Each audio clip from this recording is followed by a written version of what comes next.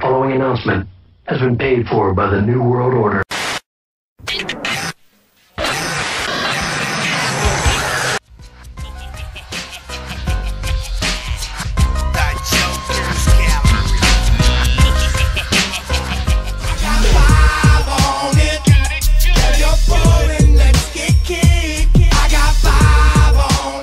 Every day I die. Back to the start of nothing try. I got the time, so why shouldn't I? Every day I die. Back to the start of nothing try. I got the time, so why shouldn't I? I've got too much time on my hands. Got too much time on my hands. What up, y'all? It's the Jokerz Gallery right here on the Faygo Lovers Network. Another edition of 5 Piece coming at you today. Today we're going to be ranking the top 5 ICP wrestling moments of all time.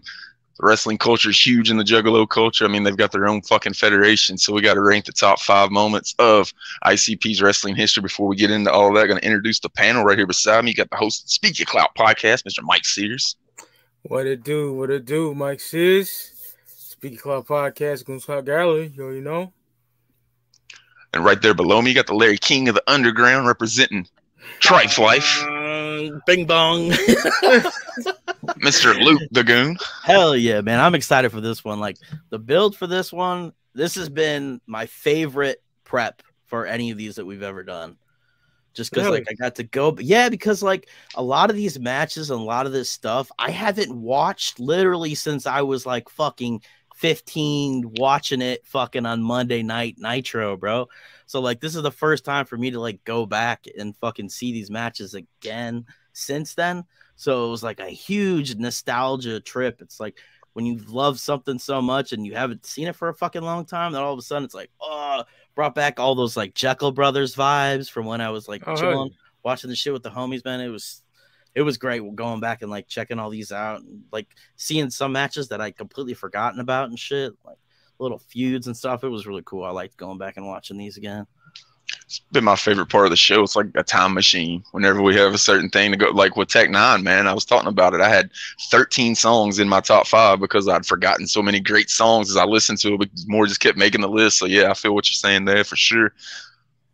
And today, joining us, we had to bring in professional wrestler. You know him from Camp Zool. You know him tearing up the independent scene in the name of the almighty Zool. The Northwest Zooligan himself, Mr. Jared Savage.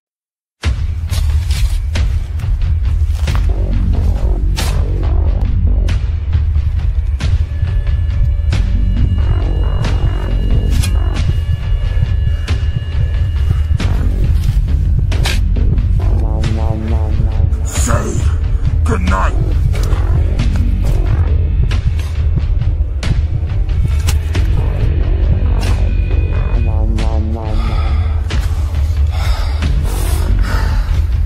This innocent victim represents exactly what I need to do to every single member of the Northwest Pro roster.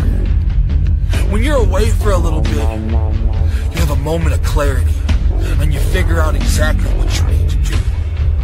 But what I need to do is bury every single one of you alive until there's nothing left. And I am the Northwest Pro Champion. So JD Mason, I'm going to start with you. It was good. I appreciate y'all bringing me on the motherfucking show. It's a fucking honor to also be up on Faygo Lovers because I've been fucking with Faygo Lovers my whole life. So this is all pretty fucking big deal to me. And I'm pretty excited because, yeah, like this topic we got, yo, like, let's be real here. Like, of course, you know, I'm the Northwest Zooligan and all that, but, like, at the end of the fucking day, ICP is why I'm here. Like, ICP and wrestling going hand in hand. That's what made me fucking fall in love with ICP. I was like, oh shit, they wrestle? Straight up. I'm excited right now. And to speak of that, I actually bought The Great Malenko right after I seen Shockumentary. And then, you know, I'd listened to it and then played it for a while or whatever. And then, you know, moved on to something else. And then all of a sudden I'm watching Monday Night Raw one night and these two motherfuckers come out on stage. I'm like, this is the fucking dudes from The Great Malenko that they fucking wrestle. And like you said, as soon as I seen that, I wrestled for fucking 12 years on the independent scene. What I'm saying, Evan, he's out. You hear me?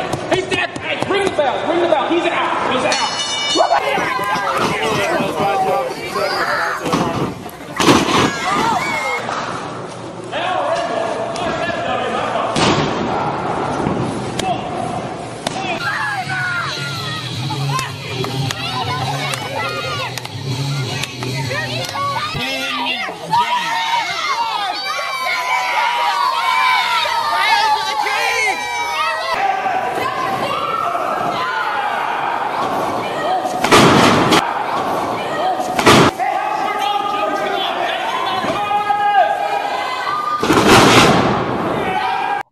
wrestling to me was fucking everything in 1998. And when I seen them motherfuckers come out on fucking Raw, I was like, holy shit, man, this is just a new fucking level. And that's really what took my Juggalo level up from probably 10 to fucking Spinal Tap 11. What's the first memories of you, Mike, thinking about wrestling and ICP?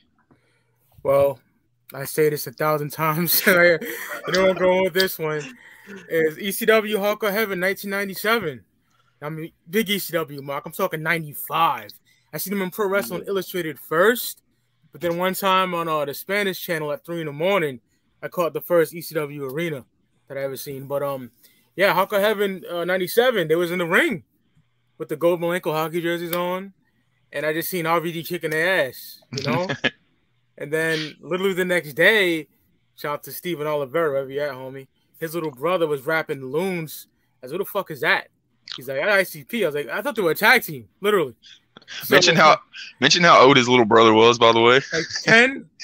Rapping the Loons. Bro, I'm gonna call that on one block away. That's my favorite part of the whole story. Yeah. Then I got the Great Malenko cassette from Steve and Ton of Love. And yeah, there you go. Then by the time they came on fucking SummerSlam 98, it was like I was already a Juggalo, so you know, that's my story. What about you, Luke? And I to be honest, I don't really know. I mean, if it counts, probably Stranglemania, but I mean, it would have been probably because I was like following, I was like going to I was using like library internet and fucking like I was in the mailing club that they had for the newsletters and shit. So I knew like when they were going to be on Stern, and I knew when they were doing the shockumentary on MTV. Like I knew when they were going to be in WWF.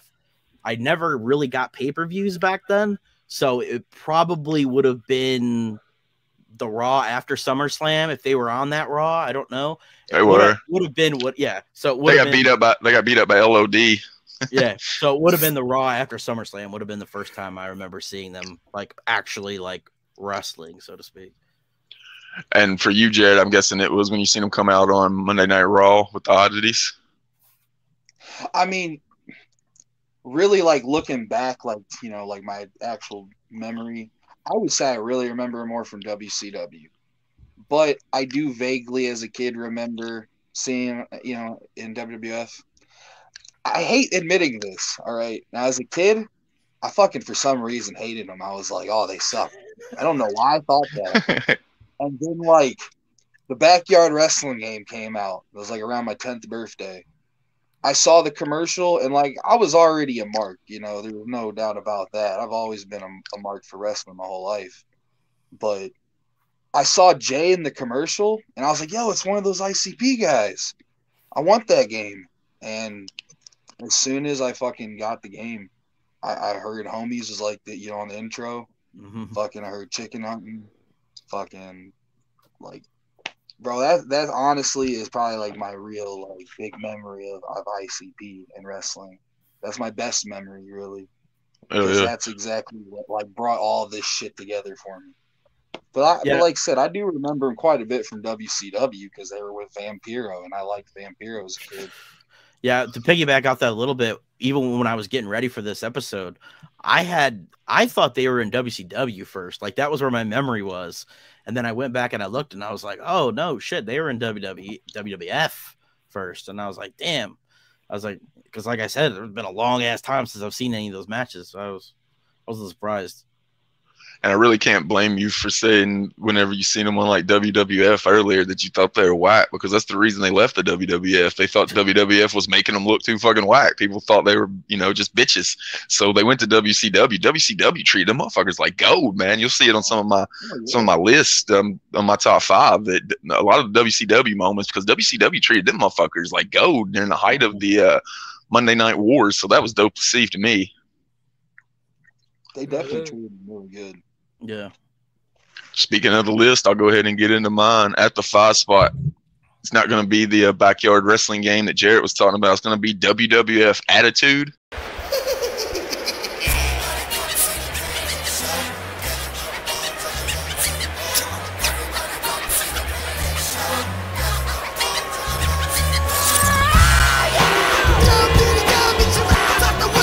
Here we come and we spring in this spot. it actually had ICP's custom face paint and custom and the jerseys that they wore from the WWF magazine that you could make in the custom wrestlers. So they made a video game. So I marked the fuck out. I played the fuck out of that game. That game wasn't that good at all, but because it had ICP and Shaggy, you could create to a T and use the oddities music and shit. I played the fuck out of that game. So I wanted to put that at the 5 spot. I think a lot of people might forget that they were on a WWF Attitude because they're not actual characters that are on the game whenever you buy it. They're not like preset, but you go into that fucking creator wrestler, man, and their paint's there and their jerseys are there. So that's super dope. I put that at the 5 spot. The face paint was purple. You can make it black though. Yeah, you had to change the color of it. Yep. I remember that shit. I did not even know that. How happy that makes me if you fucking said that. Attitude, like I don't care what anyone says. A lot of people shit on like that and Warzone, all that. I fucking love those games. I still play them, and like that's one of the reasons I still do it because I fucking made ICP. Straight up, hell yeah! Like the first night we got it, me and my girl got it because her brother was a big wrestling fan and she was a juggalette too, and we were going to Holiday World, which is a theme park. It's got like roller coasters and shit. And we were going to Holiday World the next day. I stayed up all fucking night playing that game and didn't sleep at all and ended up like falling asleep on like the waiting in line at the roller coasters the next day, just feeling all fucked up because I played Attitude all goddamn night. They talk mad shit in that game too. Yep. Triple H like, your sister left her watch on my nightstand and shit like that. Yeah, since we're talking about that real quick, I want to bring this up. This is a funny story that like very recently happened. Like I recently re-picked up 2K19, right? I went in to download the creations. I'm like, I'm gonna look up, see if anybody did anything with Zool. Ah, motherfucker.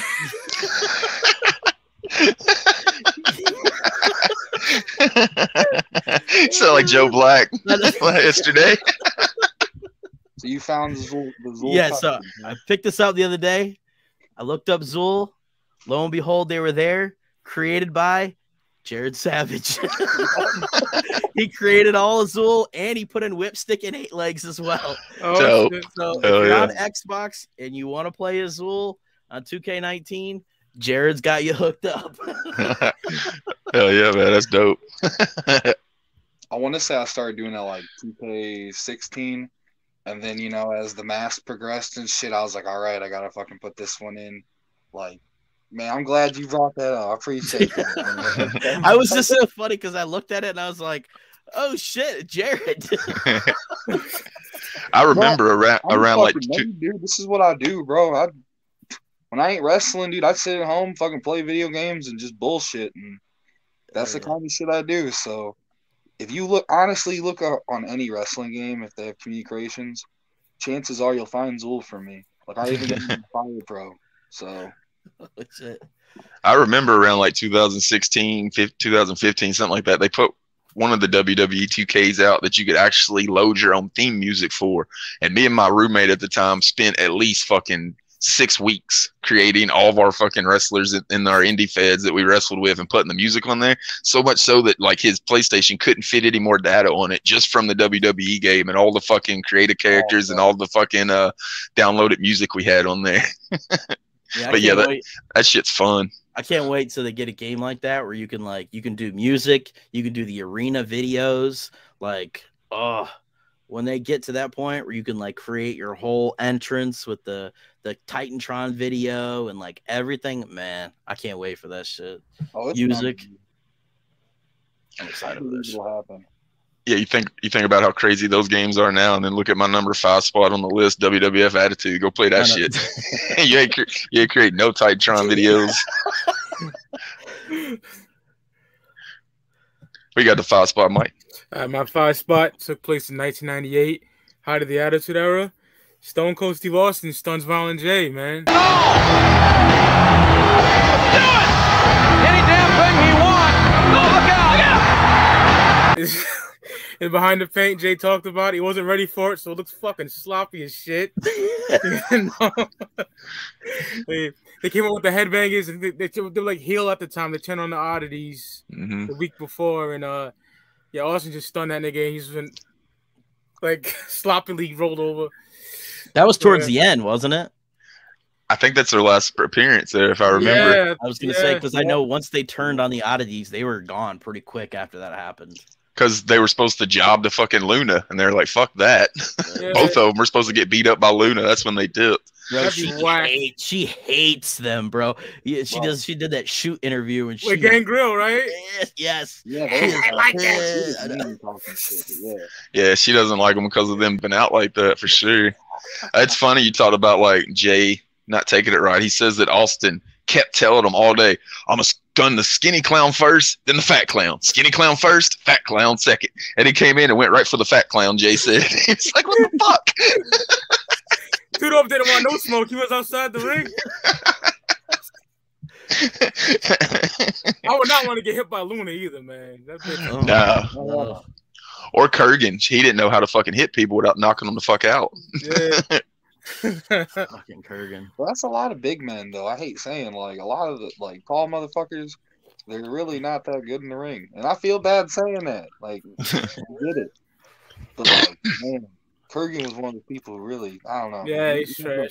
I think part of the reason behind that is that those really tall big motherfuckers, they become wrestlers because they're really tall big motherfuckers, not because like they know how to wrestle really well. Vince McMahon just sees them and is like, "That's good shit." You know what I mean? It brings them in. Look at Silva, whatever the fuck his name is. Yeah, It's a perfect example right there. Elegante, he was a failed basketball player for the Hawks. Oh my god! Even WCW, he was trash. Belt.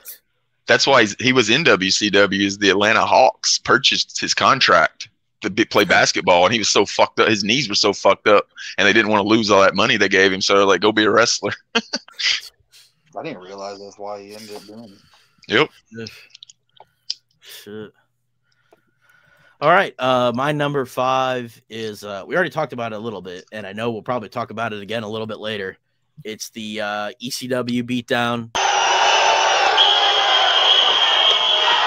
can see it Rob Van Dam just laid out the insane clown posse. Hardcore Heaven 97. Bill Alfonso, RVD. It's like what's funny about that is that it doesn't even happen like on air.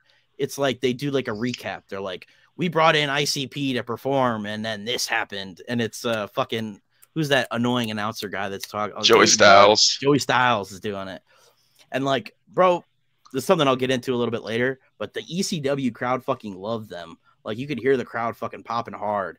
And then like Sandman comes out of the fucking crowd to save ICP.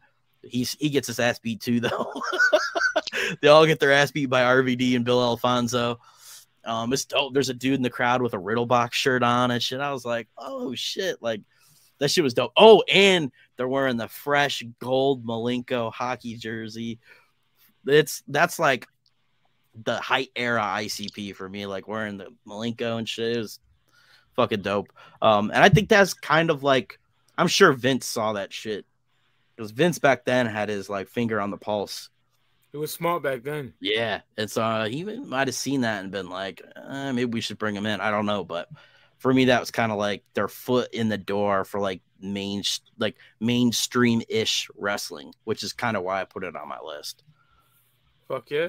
But it's such a small appearance. That's why I got it at 5 because it's literally like a 2-minute segment, I think, of them just getting their ass kicked. Yeah, it wasn't long at all. Yeah. No, I think it was on like the pre-show, like how they used to do like the free-for-all on WWF. I think it was like recorded on the pre-show. It wasn't even on the actual pay-per-view. But yeah, it was super dope. ECW was custom made for ICP. Like I don't know a juggalo that didn't like ECW back in the day. Like some juggalos don't like wrestling, but most of them did like ECW. So it was perfect for them to show up in ECW.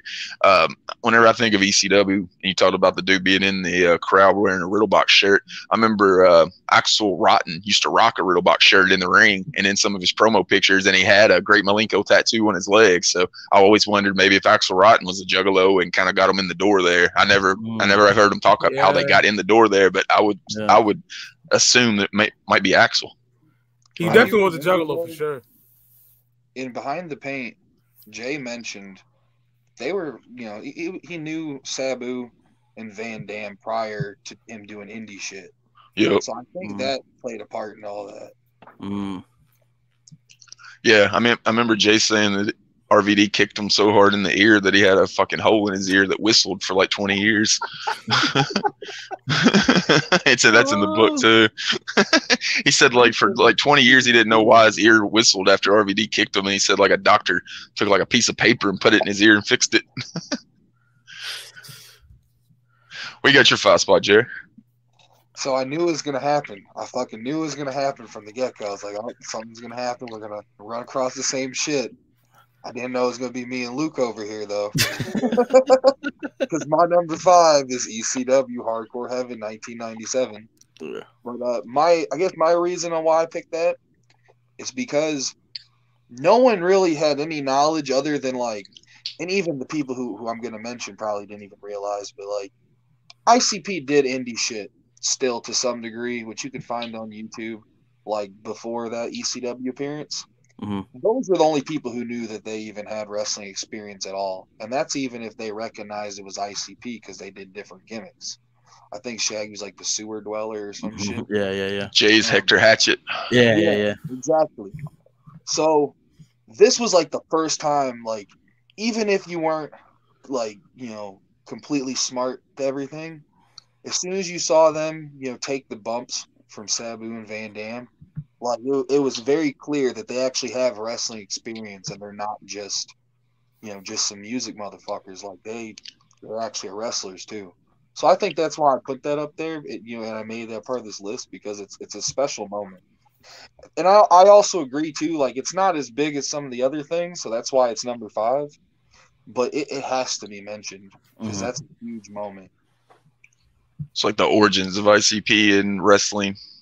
Yeah, because I mean, as far as the national scene, without that moment, you couldn't put them in the category of being like, well, they've worked all the major companies. You couldn't say that if they didn't do that ECW shit. So that's a huge fucking thing. So yeah, that's my number 5. Move it up to my 4 spot. What had to be a major thing to ICP and everybody working in JCW, because we talk about how they grew up wrestling fans, how much they dug wrestling growing up, and how much respect they show it. Making the JWO, the Juggalo World Order, having the NWO, Scott Hall, Kevin Nash, and Six Pac join the JWO. Following announcement has been paid for by the Juggalo World Order. Hey yo, say hello to the bad guy, Scott Hall, representing JWO, and I'm here to sell merchandise. I was checking out hatchetgear.com and I noticed a brand new wide variety of JWO merchandise. JWO, all the way to go. This is 100% polyester, fireproof, outdoor wear right here. You can get them in many different colors. Black and white, you've got white and black, you've got black with a tint of white. Hey, it's a bargain at any price. Now, on hatchetgear.com, there's a plethora of JWO merchandise on that shit.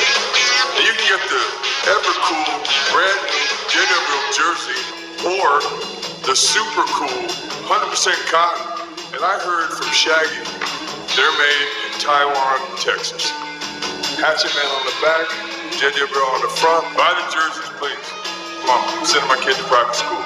If I was booking something for myself when I was still in independent wrestling, it would have been to join the NWO and make it my own shit. So imagine getting to do that and how fresh that was for them. So I gotta get the JWO on at the 4 spot, because I marked the fuck out whenever that happened. I was like, that's so fresh, man. And they've got to be marking out as wrestling fans around, like, you know, they're not that much older than we are. So they grew up with Razor Ramon and Diesel and 1-2-3 Kid, and fucking 10 years later, you're in a fucking stable with them. That had to be super fresh. And they got to use the dope ass NWO logo. They just changed the N to a J. They had the fucking shirts and the jerseys and shit. And they were doing the fucking 2 Sweets. That had to be a fucking blast, man. So I got to get that on my list. I'll put it at the 4 spot. I was one of those jerseys, dog. I Hell still yeah. want one of those jerseys. Anybody out there watching, you know, if you got 5 jerseys, JWO, you know what I'm saying? Hell yeah. Yeah, I mean, we always end the episodes with the 2 Sweet, so you already. I mean, our fucking logo is the goddamn NWO logo inspired. Yeah, so that's like that had to have been like, they had been so giddy when they were fucking like booking that. Yeah, it's like fantasy booking right there. Like, all right, bro, we're gonna get the Juggalo World Order and fucking like to get all of them to agree to it and shit, and that's wild. And after having to put up with all those shitty staples that they were in, whenever they fucking had the demon thrown into the fucking Dark Carnival for some reason, and they had to put up with the shitty ass oddities as a staple, and then all of a sudden they're in the fucking JWO. That's a fucking big ass upgrade right there. Yeah, I mean the Deadpool they had some cool members, but I fucking hated that name. Deadpool is a fucking terrible name for that's when it had Raven. That was Raven's idea. He's a big comic guy. And then Marvel said, "No, fuck that. Shut that shit down." They switched to the Dark Carnival. All right, get in my fourth spot. 1999. I'll be honest, I did not like WCW that much at all around this time. I tuned in for the clowns. I got ICP versus that 70s guy, Mike Awesome. Awesome bomb! Not an awesome bomb on that 70s bomb! No! Awesome bomb! Awesome bomb! It's just funny to me. Rollin J's like, Vampiro is sitting at home because Mike Awesome injured his spleen or something. And Shivani's like, or something. It's hilarious. That was the thing. Like, WCW announcers were on point. Even at the end, bro, they were killing shit. The announcers like fucking were great. And he comes out in that fucking stupid bus. And he gives Shaggy the awesome bomb on top of the bus. Looks stiff as fuck. I was dying, yo. He like slowly slides off that motherfucker. Yeah. I remember that shit. Oh, and it sucked because I love Mike Awesome, man. And they booked him so fucking dumb. Oh, you know?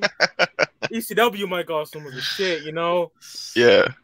But They got him in WCW, made him a fat chick thriller in the 70s guy. Yeah. What the fuck? One of the best wrestlers on the planet. He was dope. Bro, he was one of the best, man. Like, Hell yeah. Old ECW episodes the last few days. And like, bro, I mean, I was watching him and Masato Tanaka earlier. Oh, those chair shots, bro.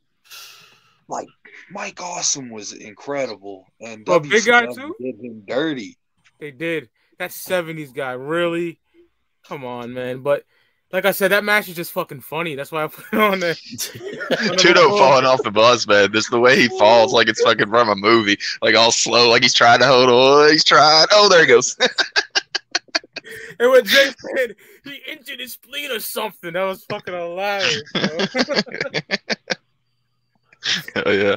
Hey, you talk about Mike Awesome, man. I thought he had one of the best frog splashes ever. People give RVD and Eddie Guerrero a lot of fucking props. This motherfucker's damn near 300 pounds and 6'8" and doing just as good of a frog splash as they did. Bro, and he fucking suicide dive too. Yep. Definitely underrated for sure. Rest in peace. Absolutely. Yeah. All right. My number 4 is I mean, I guess it's another kind of obvious one. It's the ICP debut in the WWF at SummerSlam '98.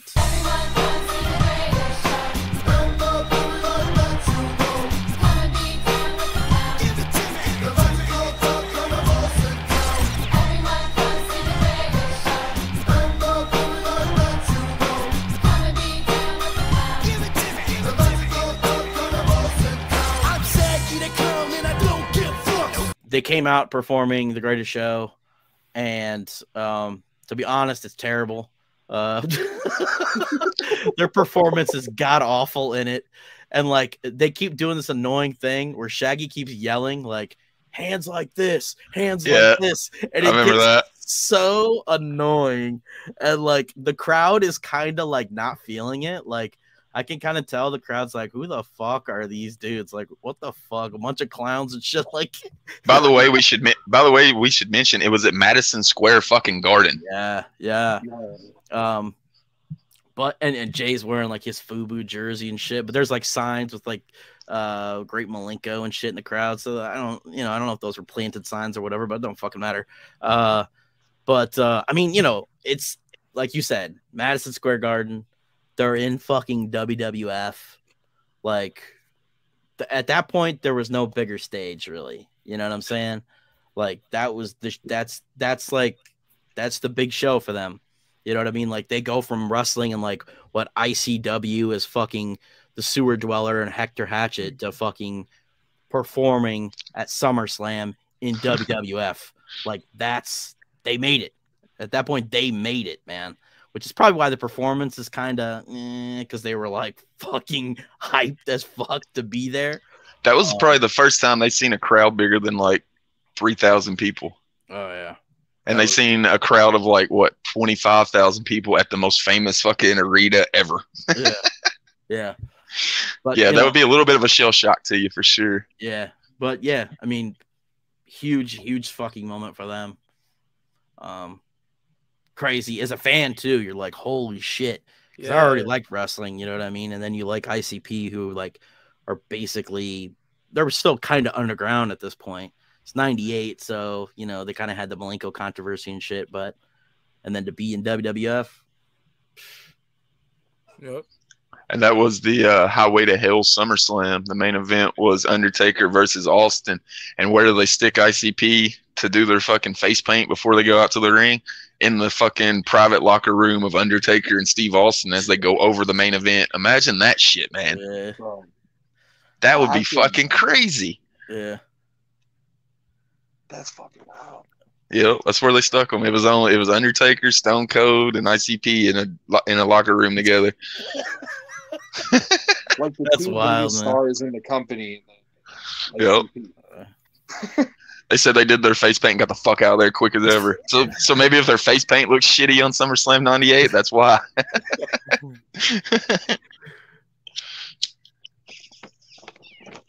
Man.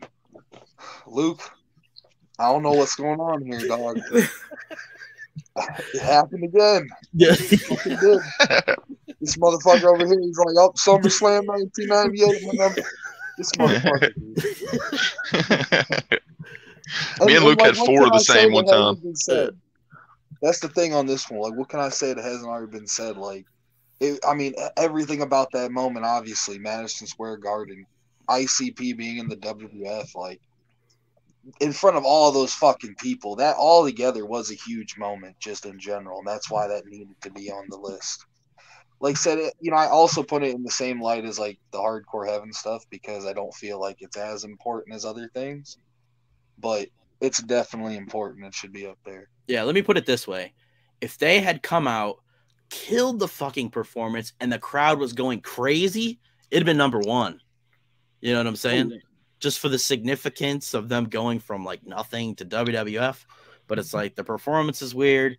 And then it's like the oddities against like the Mai Tai guys. I don't remember who they were. Kind Tai, yeah. Yeah, Kind Tai. Yeah. So it's like, but still, fucking huge it was just moment. A filler match that didn't really have any like meaning or purpose, but yeah, it was kind of a squash. It wasn't match. a bad That wasn't match, a squash exactly. match, but it was It was Kind Tai and oddities, wasn't it? Yeah. I think the only bad thing is like the oddity is like you have two really, really tall motherfuckers, and then like I don't think Luna wrestled in that match.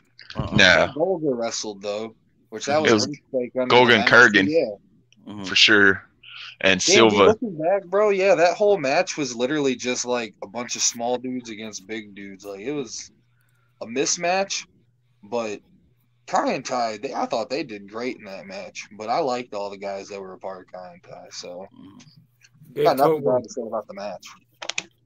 Whenever they let ICP have a match with Kai and Tai on Raw, it was a much better match than the match that the Oddities had with Kai and Tai on SummerSlam. Like they actually let Shaggy and Jay work Kai and Tai on a Raw, and it was much better than the fucking SummerSlam match, in my opinion. Like overall, like I said, I think it's just a filler match that was really thrown in there, and it was the opening show. I don't really understand how the Oddities and ICP came about, like why that even existed. Vince Russo was a Howard Stern fan and seen him on Howard Stern. Well, I remember when they did the Oddities originally with the Jackal, fucking Don Callis from AEW. Yeah. But I want to say there was like time in between that happening and then ICP and SummerSlam. Yeah, because Jackal was managing Kurgan when he was just wearing the black trunks when he was trying to be like scary and shit. He's coming down from the ceiling on like a fucking preacher thing and shit. So yeah, he was definitely with him for a minute. And before that, it was a Truth Commission. Yep. All right, now I'm back. I'll move it up to my 3 spot now with one that I mark out too still when Luke was talking about watching shit to think of the list. I marked out when I seen this again. It's 3D and Guido commentating on Nitro. Now, I'm here for your safety, Tony. As you notice, that was a very ginger chair shot. That was, if that could have been the Dualplex Trading Buster that we're used to seeing out of the Tony. They literally let 3D and Guido, not Jay and Shaggy, they called them 3D and Guido. They legit called them 3D and Guido, like on Stranglemania, and they were bringing the same like funny shit as on Stranglemania. And I just wanted to always wonder, like, how did that come about? Like, how did they convince WCW to let them fucking commentate? There's no way they handed them Stranglemania and said this so we can commentate. But they let them. They called them the Stranglemania names and everything. That's how I was talking about WCW treating them like gold, man. They literally let them motherfuckers commentate on one of the biggest wrestling programs of all time during the Monday Night Wars as 3D and Guido, their characters from Stranglemania. So that's got to make my list. I'll put it at the 3 spot. That's big. They also let them promote JCW during that. Like, yep. They didn't have to let them promote shit. That's cool as fuck that they did that. WWF was supposed to promote fucking Great Malenko, and they only did it one time during Sunday Night Heat. They're supposed to do it every time ICP showed up on Raw, and they did it one fucking time during Sunday Night Heat, and that's it. Yeah, WCW plugged their shit a lot, even if they like kind of like mess some of the things up when they were promoting it. They still like would mention their album and like talk about how they were selling records and how they're gonna be on the WCW record and all this other shit. Like they plugged the music a lot when they were fucking there. But I think also the difference too is they actually paid them, because if I'm right, WWF did everything like with ICP for free. Yeah, there was the pay was supposed to be promoting fucking Great Malenko, and they didn't. Yeah, they WCW definitely treated them way better. Yeah, ICP was thinking, you know, we can either get paid like, you know, $2,000 a week, or we can get our fucking commercial one during Monday Night Raw, which is like the biggest fucking show on the demographic we're looking for. So they were like, we'll just take a commercial, just pay for our fucking travel, don't pay us shit, play our commercial. And they only played that motherfucker once. They didn't play it during Raw. They played it during fucking Sunday Night Heat. Yeah, they did it for exposure.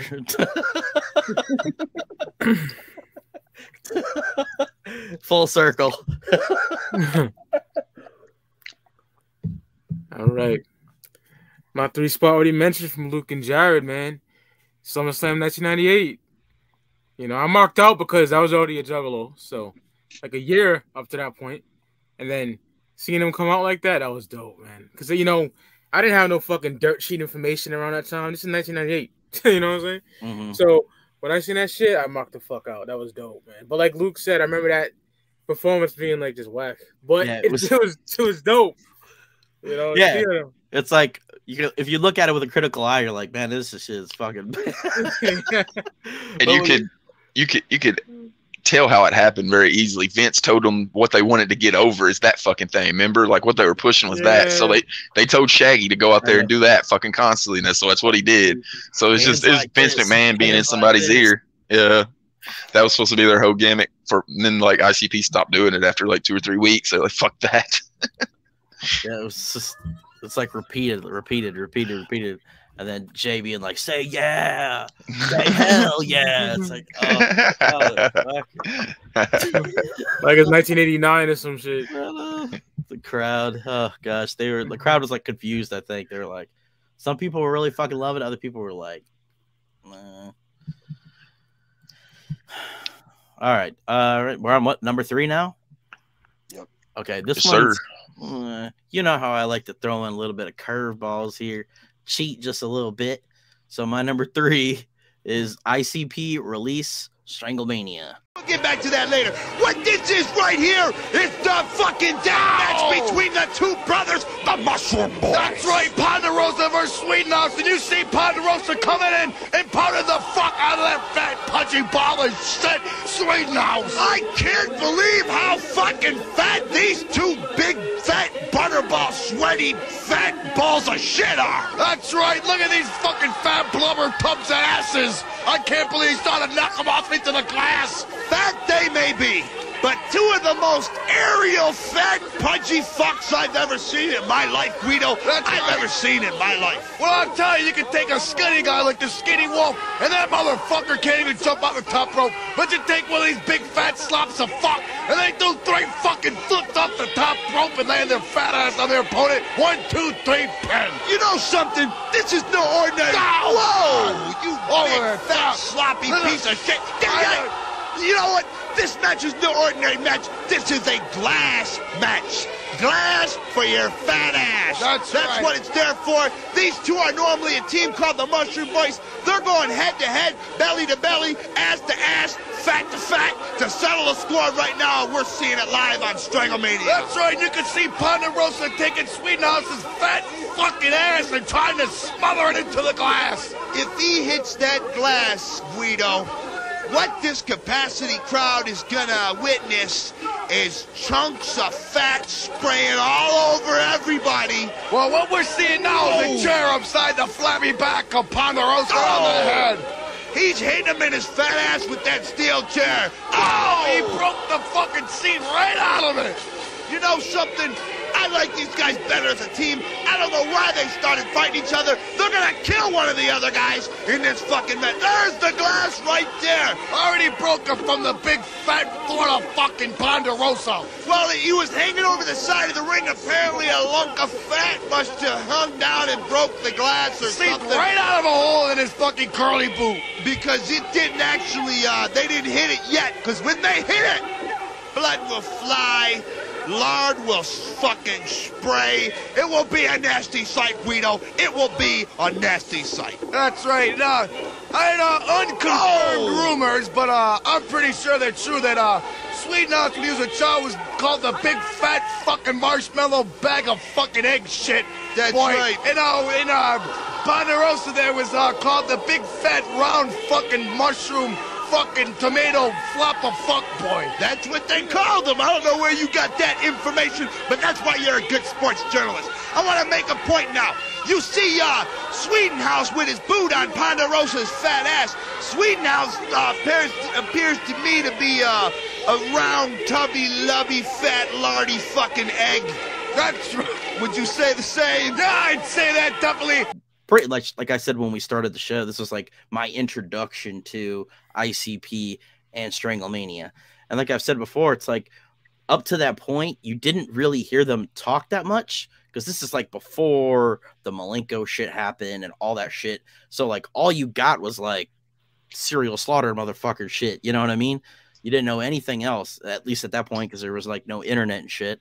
So then you get Stranglemania and they're like fucking cracking jokes and fucking like they're watching wrestling and shit like I was. It's like, what the, you know what I mean? What the fuck? And then like the tape itself, it still holds up. You can watch that shit. It's still fucking hilarious. Yeah, man, it's fucking great. Stranglemania, classic ICP shit. I figured it had to be on this list with their big wrestling moments because they still sell fucking Stranglemania merchandise and shit. It showed their personality so well, like you're talking about. Like literally, we'd probably only seen 90-second clips of ICP talking during like MTV news clips whenever Malenko got kicked off of Hollywood or whatever. And then other than that, that's all you really seen. So you literally got an hour and a half of ICP, and it was like you were watching wrestling with your homies. At least for me, like it was the same. It was, you know, it was like literally sitting there with fucking a few of my homies watching Raw, and that's exactly how these motherfuckers are talking, how they're responding and shit like that. The funny thing always thing about with Stranglemania is Jim Cornette said in like 1996 Bruce Pritchard showed it to him, so somehow Stranglemania in 96 made it to Bruce Pritchard and Jim Cornette. That's how big that tape was. People in the WWF were watching it and laughing their ass off. He said Brother Love was laughing his ass off at that fucking tape, so he showed it to everybody. Yeah, I've talked about it before. I had I actually got them sitting right here. The WCW games, the WCW NWO Classic. and the WCW NWO Revenge. Like in these games, like what Jared was saying, you can edit the wrestlers. So like I would like edit the name, and I had like Cactus Sack and like Drunk Terry Flunk and like all the names of all the fucking guys that they had in the fucking Stranglemania. Lama Nama Numi. I had like Lama Nama Numi and shit in there. with his Jordache jeans on. Yeah. So like, and like, you know, I was just playing as them, fucking making my own factions and shit. Like, I fucking love that shit as a kid, man. Fuck yeah. Those N64 wrestling games are my favorite wrestling game ever. Hands down, there's no fucking better games than those. You know, 100% agree. The only ones that I'd even put slightly up there, like that are almost as good, is like some of the Japanese games I played for PS2. But even then, those 64 games, like, they hold their own still. Virtual Wrestling 2, that's a Japanese game on 64. Yeah. Got Masawa and Kawada in that bitch. Yeah. That's the only Japanese game I have on 64, but I have that. I'm very thankful I got that. Likewise. I thought the GameCube games were pretty good too. They kind of followed the N64 play scheme. Day of Reckoning and Day of Reckoning 2. They were the closest ones that I've found since N64. I'll drop some knowledge here because this is definitely a perfect place to throw it out. So there's game Wrestle Kingdom 2 for PS2. It runs on the Day of Reckoning engine. The reason I'm bringing it up is because Nozawa's in it, and he's got a Hatchet Man on his fucking trunks. Oh shit! Hell yeah, that's dope. Yeah, those fucking Japanese like version games are fucking dope, man. They got everybody on them motherfuckers. Oh yeah, bro. Like I want to say a couple months ago, dude. I went and bought like all of them. So, man, so many different people in those games that you could never play as in our games, like Onita. Onita. Onita was in Versus the World. He was in Versus the World. I want to say fucking World Tour. He was in World Tour.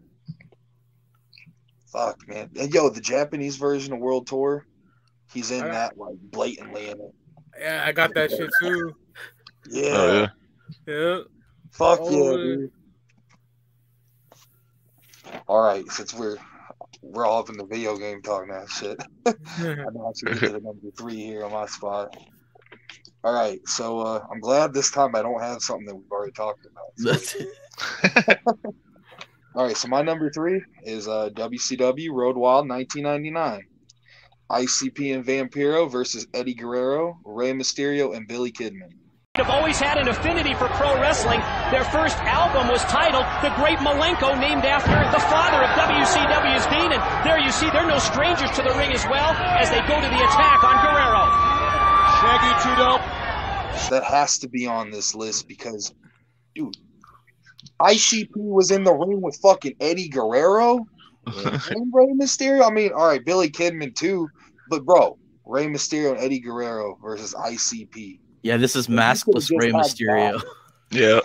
You could have just had that and it would have been like insanely dope. And it really wasn't even a bad match. Like ICP did pretty fucking well. They held their own with them. I mean, I think Shaggy did the best out of the two. I mean, I've always thought that though. I always thought Shaggy was a better wrestler. But that shit was dope. The only bad thing about it, those bikers did not give a shit about what was going on. They didn't care about any of the wrestling, but like they definitely did not care about that. They were probably sitting there revving their bikes like, who the fuck are these clowny fucks? Like, what is this shit? Yeah, doing hits of meth and not giving a fuck about the wrestling. Exactly. Like that's why you don't just let bikers into your fucking event. Like you want paying fucking customers because they're gonna react. Bikers are just not gonna react. They're just gonna sit there.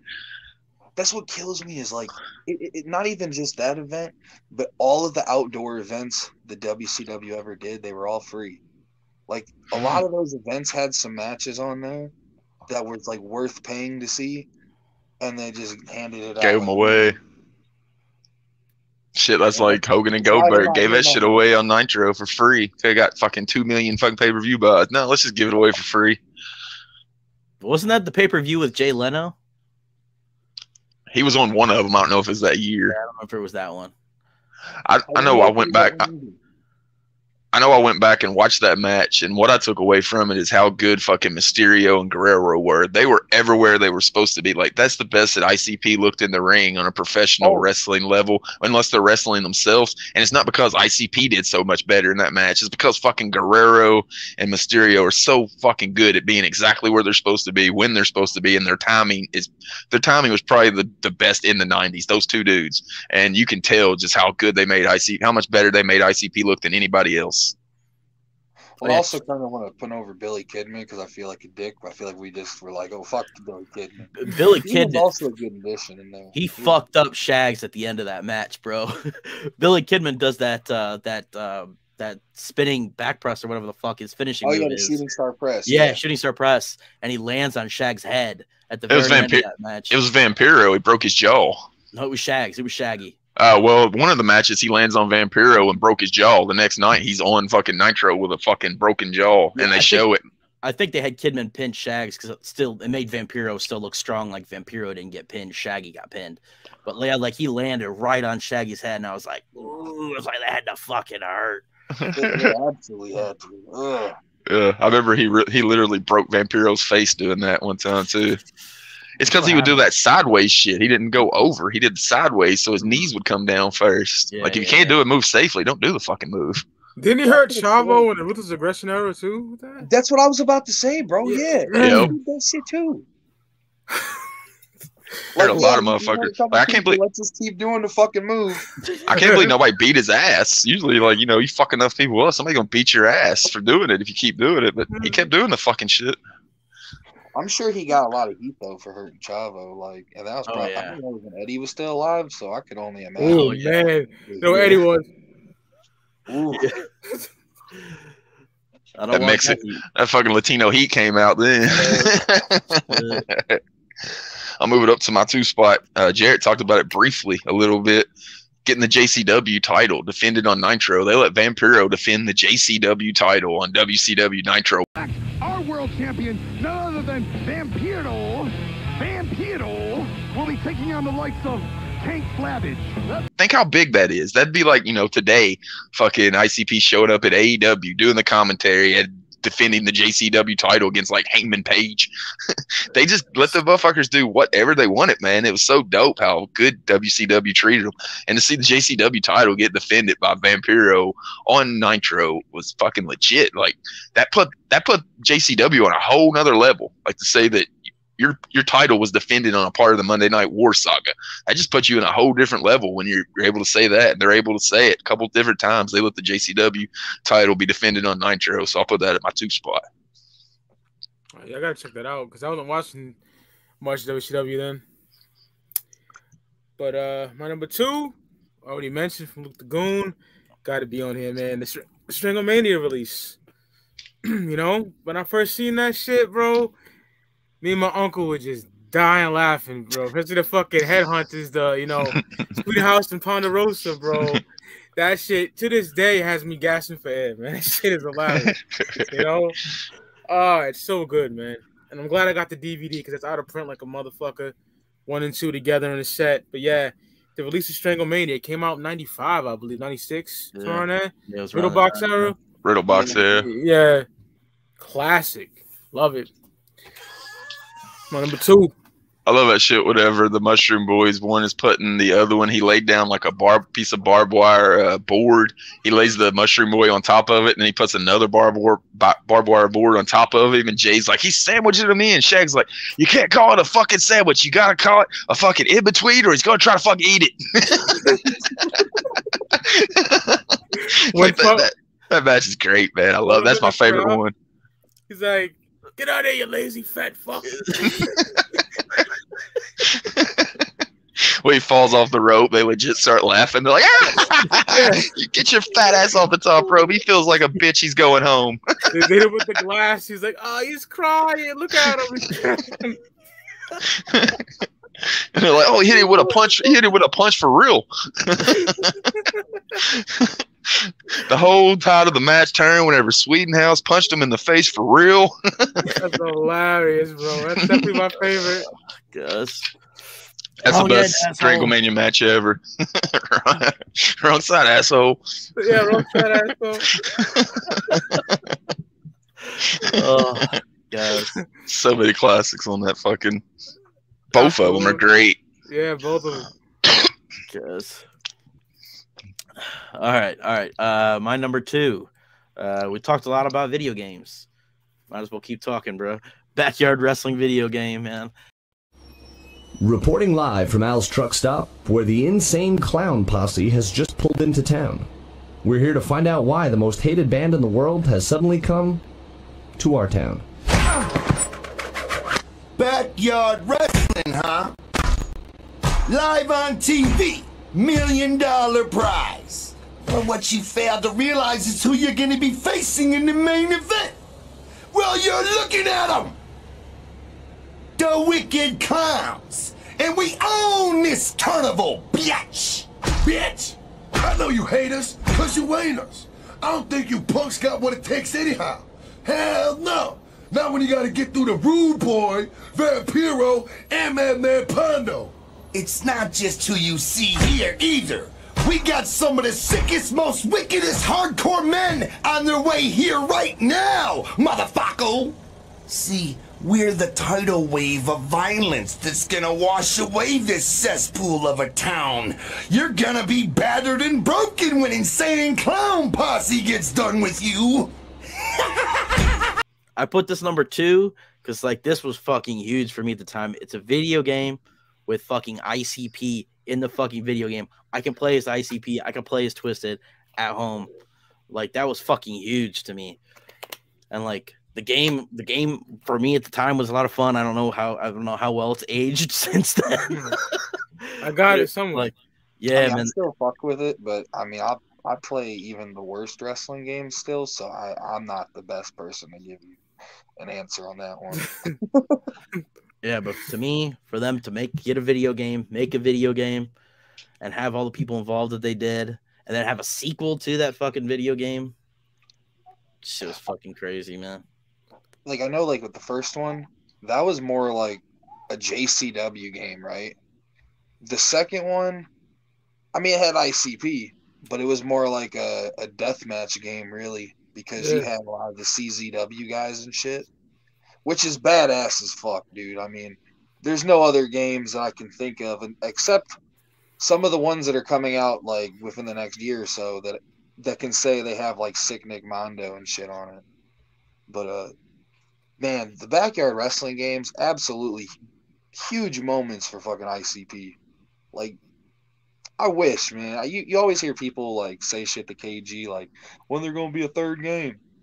I would love that. I think it should happen. Enough people, like, maybe it's not going to be a blockbuster hit. You know, you're not going to have, like, 1 million copies sold. But I know there would be enough people out there who are interested enough who would want to buy a third backyard wrestling game. Throw ICP in it again. Who gives a fuck? We'll do it. I'm with it. Yeah, they're not going to wrestle anymore, so might as well put them in a game wrestling. You know what I'm saying? And like wrestling fans, like the video game, like there's not a whole lot of wrestling video games.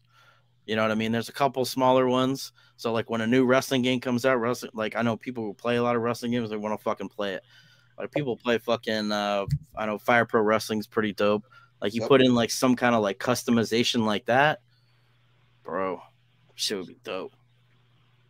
All you really need to do is, if it was a new one coming out, is add guys like Nick Gage and Matt Cardona and guys that you can get now, instead of having like the CCW guys back in the day and, you know, the psychopathic JCW guys in the other one. This time you bring out all the dudes that don't have a contract with AEW and fucking WWF. There's a lot of them you can get on there. It's got pretty big names, and Nick Gage being the biggest. Nick Gage and ICP on the cover, that's going to sell some fucking copies of Backyard Wrestling. I thought one of the things we haven't mentioned, Jarrett mentioned it whenever he was talking about discovering the game, is how big it was, that soundtrack, getting those fucking songs on the game, man.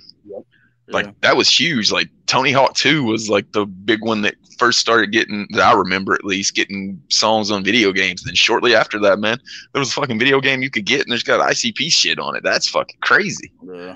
Just steps, every step we've talked about today, or everything we've listed, it's just been, you know, shit that legitimizes them more and more in the business, and that's what that was.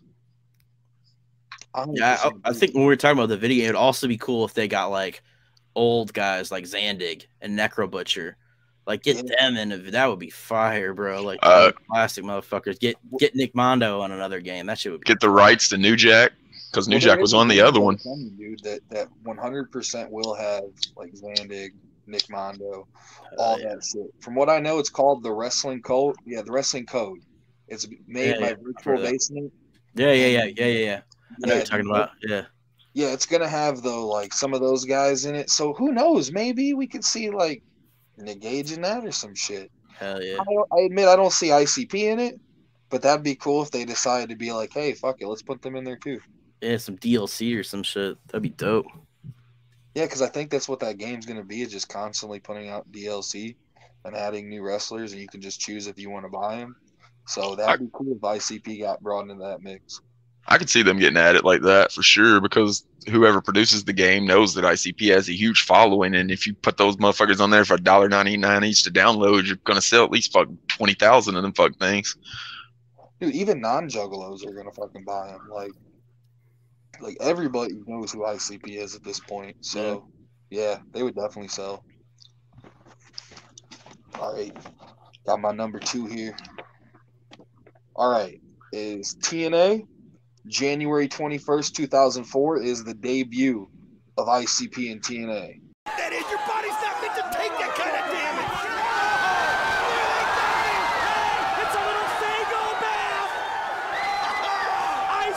The whole thing was fucking insanely dope. So there was like the promo leading up. They're coming out the limo. There's all these juggalos and shit. I mean, bro, that was dope. And also, like, throughout the show, you saw juggalos in the crowd. They were fucking chanting ICP. And then ICP's up in the crowd partying with them. And then Jeff Jarrett, I don't remember exactly who he was working at the time, but he was having his fucking match. And they get a little too close, and then bam, there's the scuffle and the attack on Jeff Jarrett.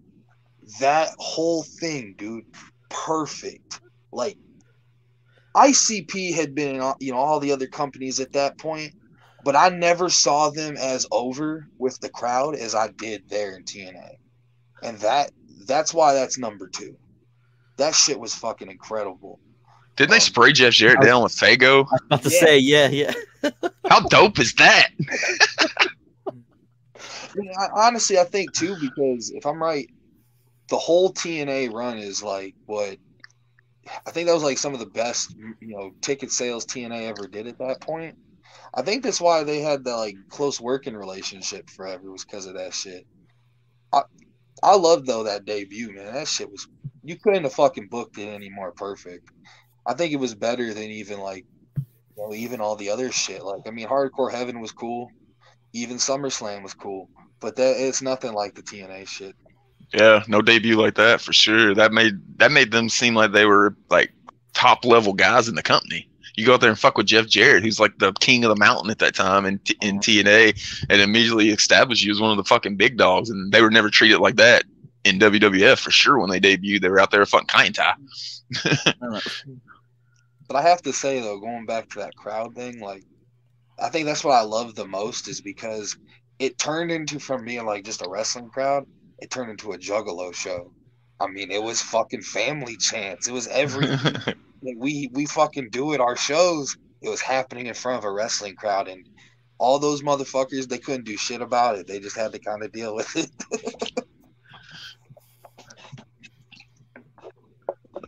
I remember I came across that looking at shit for this list, and the name of the video was ICP sprays down Jeff Jarrett with Faygo. I was like, I forgot about how dope that is. Like, they fucking Faygo showered the fucking main dude in the company on their first night. That's pretty fucking dope. Yeah. You can't get any better than that for a debut, I think. Yeah, they put the main event dude out there with them. Like, Jarrett was running shit back then in TNA. The king of the mountain. Speaking of the king of the mountain, I'll move to the king of the mountain for my list at the number 1 spot.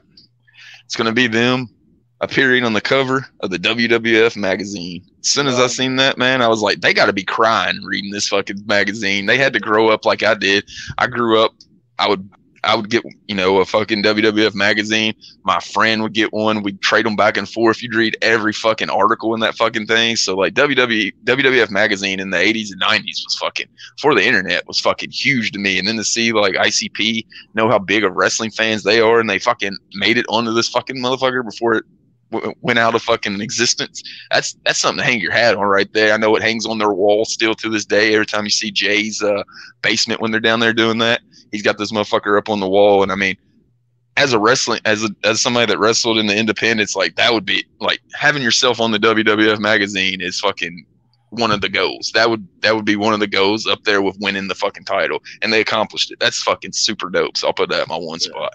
I think they had that at the at Psychopathic Records when I actually did the tour and shit. I think in that side office building where they had all the magazine covers, I think that was one of them that they had up like in their little conference room and shit. Oh yeah. One for me ain't no fucking surprise, man. Hunk of Heaven 97 got me in the game because I'm a juggalo today because of that shit. So yeah. The appearance of Hunk of Heaven 97, straight up. Nothing much to say. I think anybody that watches this show regularly probably knew that was going to be one for Mike. I know.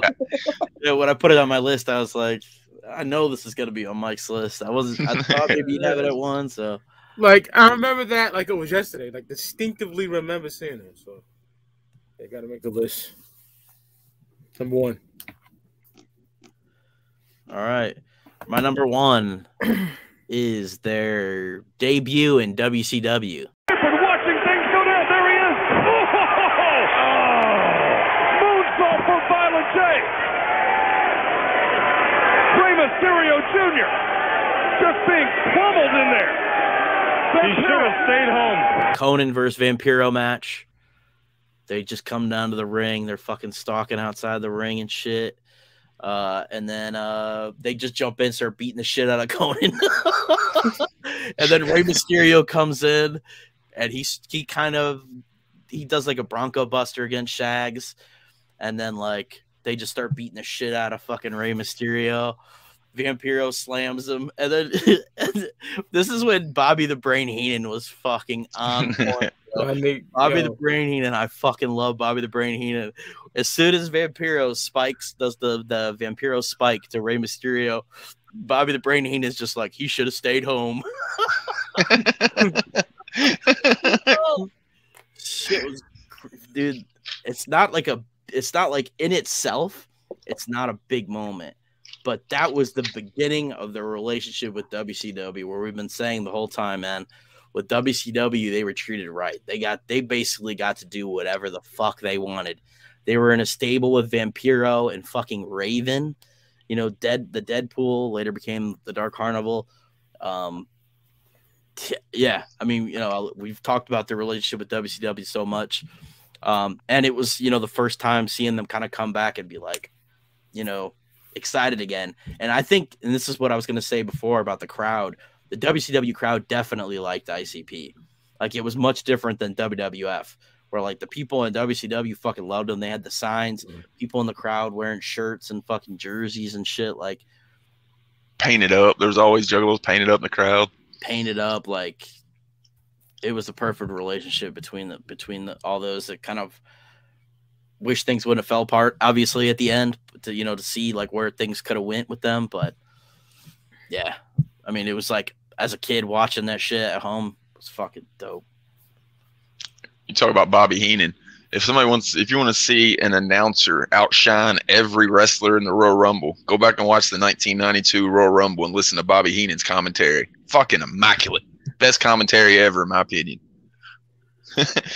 he's like Ric Flair's he's like Ric Flair's homie, so he's cheering for Ric Flair throughout the whole time. Like, like Roddy Piper goes over there and saves fucking Ric Flair from getting eliminated. He's like, "Oh, I love you, Roddy. I love you, Roddy. It's a kilt. It's not a dress. It's a kilt." And then Piper goes over there and hits Flair. And he's like, "Piper, I always hated you. You skirt wearing freak."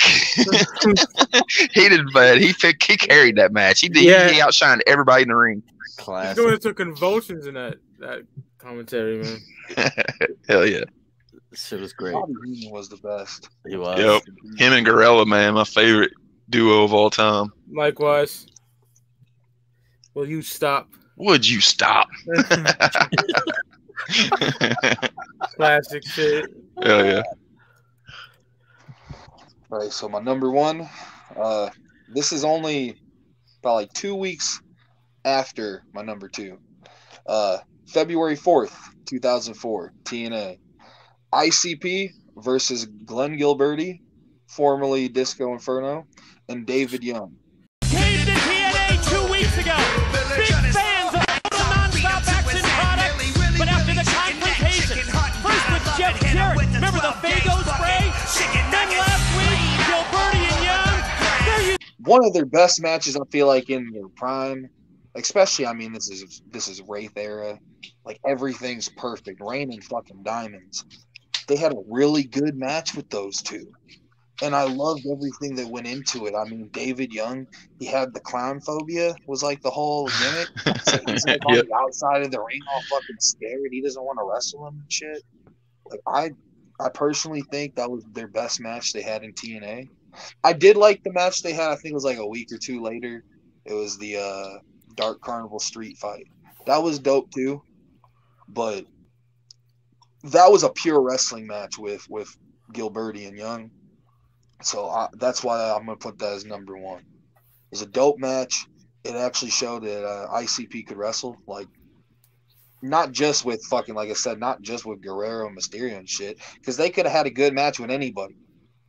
But, like, to be able to go out there, have that really good match with being their like, legit, solid in-ring debut for TNA, that's why it's going to go up there on number one.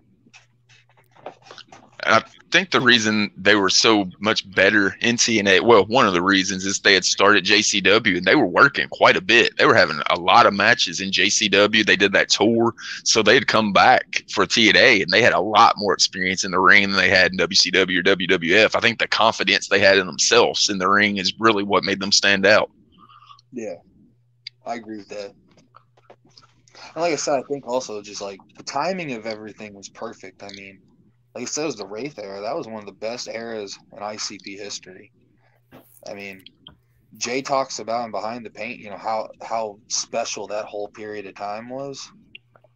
I feel like that's 110% why, like, they had such a good run in TNA. Because everything was good in life in general. So, might as well be good in wrestling, too. And he talked about the Juggalos in the crowd at that time, making it almost like an ICP show. They were so live. Like, the Juggalos were behind ICP fucking big time during that Diamond Rain era, man. So, yeah, it makes sense that everything was going good for them. And the Juggalos were there. Fucking, you go out to a fucking TNA match, and 25% of the fans in the fucking stadium are there to see you. That makes you feel pretty fucking good and confident, I would say. Well, plus, too, I was going to say, like, you know, you got people now, everybody sings Judas when Jericho comes out, right? You had motherfuckers singing Chicken Hunting when ICP was, you know, coming on. Yep. Oh, yeah. Man, that's all of that to me is just very innovating. And it solidified why ICP is so special in the wrestling business. Like, they definitely have earned their spot here 110%. Hoping they make an appearance in AEW so they can continue to say that they've appeared in every major wrestling federation around, because there's not a lot of people that can say that, and for ICP to be able to say that is pretty fucking dope. I think there's always a possibility of it. To be real, I wouldn't mind seeing them make an appearance in GCW. GCW would be dope. Oh yeah, I think it would be perfect. I could definitely see that. Now I admit, like, I don't know like their relationship with KG and shit, so you know all that, but like, I know KG does work, you know, GCW. So if they're on good terms at all or anything, yeah, they don't fuck with KG no more. Well, then fuck it. Maybe we're not going to see him in GCW. He's not in AEW, so although, hey, that could make a good angle, man. You know what I mean? Yeah. At least you got like a history with them and shit that you could bring them back if you wanted to. We always do honorable mentions, but every one of mine got mentioned. I had Madison Square Garden and the Backyard Wrestling Games. Anybody else have any honorable mentions they want to get to? The WWF magazine. That's it for me. Yeah, probably WWF magazine. I mean, I got one, but it's just like a personal one. I admit I don't remember who they wrestled or any of this. I just remember being there. My first gathering, 2016, Wizard of the Hood. That was Rude Boy's retirement match. It was supposed to be anyway. Then him and Jay wrestled like 2 years later. But why that whole thing is so special, that was my first time ever seeing Jay wrestle in person. And dude, that match legitimately, it was fucking dope, dude. Like, Jay and Rude Boy both had like matching fucking silver jerseys. Like, dude, they were looking fly as fuck. Jay did the fucking moonsault off the top rope to the outside on everybody. Yeah. Like, he had gotten into shape to where he was confident to do it again. Bro, that was a fucking really dope moment. I'm glad I got to experience that. I admit I was pretty fucked up, so I didn't get to pay attention to every little moment of it. But I do remember thinking, like, holy shit, that's Jay wrestling right in front of me, dude. I mean, since you told yours, I guess I could tell mine. I think I've told it before, but I was at it was AIW did a show in Cleveland. It was Baby It's Too Cold Outside, where Too Cold Scorpio was there, and it was Colt Cabana and Hornswoggle versus this. It was like a tag team with a manager called 40 Acres, and ICP were there as like an appearance to like sign and take pictures with people. And so I was thinking like, maybe they'll make an appearance. You know, I was like hoping. I was like, I don't know. And so there's the match is going on. And then like the ref gets knocked out or something like that. And the 40 Acres manager gets up and he starts like fucking with Colt Cabana and Hornswoggle, like slamming them and shit. And then Alley Cat comes out. So her music plays. Alley Cat comes out from GCW and other shit. And then she gets her ass kicked because the 40 Acres manager is really fucking big. And so I'm like, oh shit. And then I hear chicken hunting hit. And I fucking lost my goddamn mind. Yeah. I was like, everybody else is kind of like, some people were like, what? And I'm like, ICP. I'm losing my goddamn mind. ICP come out. They look around in the crowd. They look at the crowd and shit. Everybody's chanting ICP. They come in the ring. They suplex both motherfuckers. They slam them into a fucking table. I was losing my goddamn mind. Bro, the fact that you're at that is so dope because I remember seeing that fucking. I got IWTV, so I ended up going and watching that shit. Oh yeah, yeah. One of the reasons I ended up getting it because I wanted to watch that show, dude. Yeah, that's so fucking cool.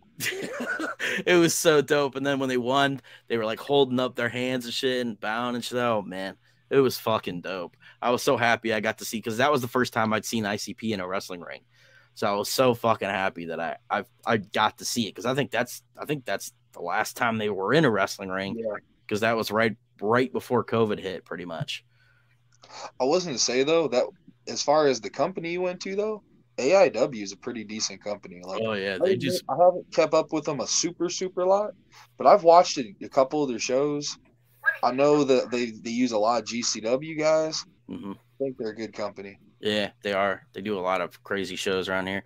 They brought up, I think Britt Baker like trained initially with them and shit. Like they brought up a lot of fucking people through AIW. They've had Pentagon come out. Matt Cardona just recently did a show with them. Yeah, if you're in Ohio, AIW put on some good shows. Hell yeah. The other thing that hasn't been mentioned that I'll give an honorable mention to is them appearing on the WWF entrance music CD and the WCW entrance music CD. WCW was Mayhem. WWF was like Volume 3, I think. They had the Oddities theme on the WWF and Take It on WCW, so that was pretty big. I think the WWF one eventually went platinum. Before we get out of here, I want to remind everybody that you can get some shirts. I want to get some Gookz Gallery shirts. Check them out. The link in the description. We got $29.99 hoodies, The long sleeve tees, these are dope, man. This really good quality, $25.99, and t-shirts are $19.99. So if anybody wants to peep them out, it'll be in the description below. Also want to tell, have Jarrett tell everybody where they can find some of his wrestling or find out where he's going to be competing at and shit like that. I got hands.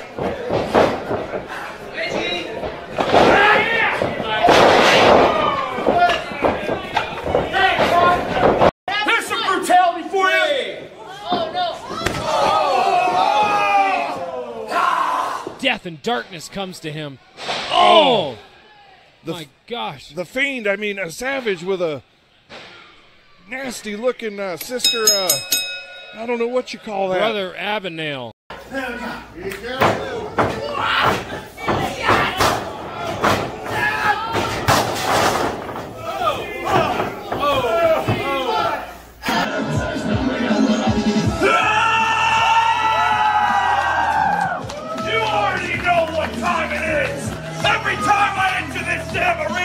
What happens?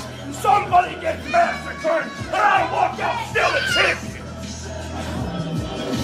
You know what time it is. Some of that merch too, baby. Oh yeah. Well, I have 2 shows coming up actually this Friday and this Saturday coming up. One's going to be in Tacoma, Washington on Friday. The other will be in Vaughan, Washington on Saturday.